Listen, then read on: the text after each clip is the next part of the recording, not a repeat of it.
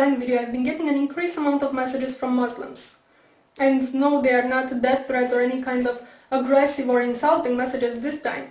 Instead, they are trying to bring to my attention that the Big Bang Theory, as it is explained and accepted by scientists today, was revealed in their holy book, the Quran, 1400 years ago before the theory even existed. And they argue this by bringing certain verses in the Quran which, interpreted correctly, they say, clearly describe the Big Bang cosmological model. I will insert them in the sidebar. Also, if you do a search on YouTube by the terms Quran and Big Bang, you will see what I mean, it's all over the place. Now, I'm not gonna argue and dissect them simply because, well, one, my arguments would just basically say, yo, look, them verses have nothing to do with the Big Bang. To which the responses would be, oh yeah, they do, and this can go on forever. And two, because you can read them for yourselves. I mean, the claim that these verses have any scientific merit to them is as ridiculous as putting a miniskirt on a sumo wrestler and calling it a ballerina. No, he's just wrong. So instead I'm just gonna ask one question to the Muslims making this claim.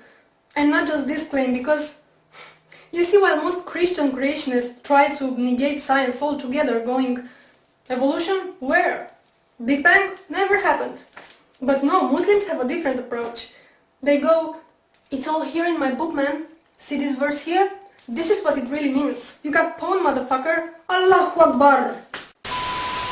So my question is this. If the Quran really predicted modern scientific theories, such as Big Bang and evolution, then why didn't you Muslims come up with those theories ages ago?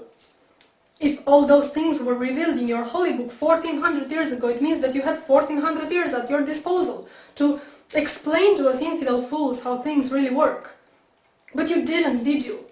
It was only after the Big Bang Theory was worldwide accepted by the scientific community that you decided to claim, well, Allah said it first.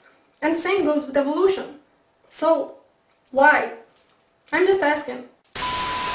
You know, there's something really bugging me, and it always annoyed me on some level, but it just seems to annoy me more and more, is how religious sensitive we are. And especially when it comes to Islam. I'm sure you remember when Western Standard magazine published those cartoons, those Muhammad cartoons, that all hell went loose. And the publisher of the magazine was interrogated by the Canadian Human Rights Committee because he disrespected this holy religion that doesn't even know the meaning of human rights. It's sadly ironic. And this wasn't an isolated case. The same thing happened to Maclean magazine, I think it was, in 2008. Or the movie Fitna, which got banned. And the filmmaker was prosecuted and investigated and banned from entering the UK. All this while he was under constant death threats from Muslim extremists who were offended that he portrayed Islam as being violent. Again, the irony. And what annoys me even more is the converts. The people who weren't indoctrinated into this religion from childhood, but grew up exposed to human rights values. For now to convert to Islam and come preach how wonderful and sciency and peaceful it is.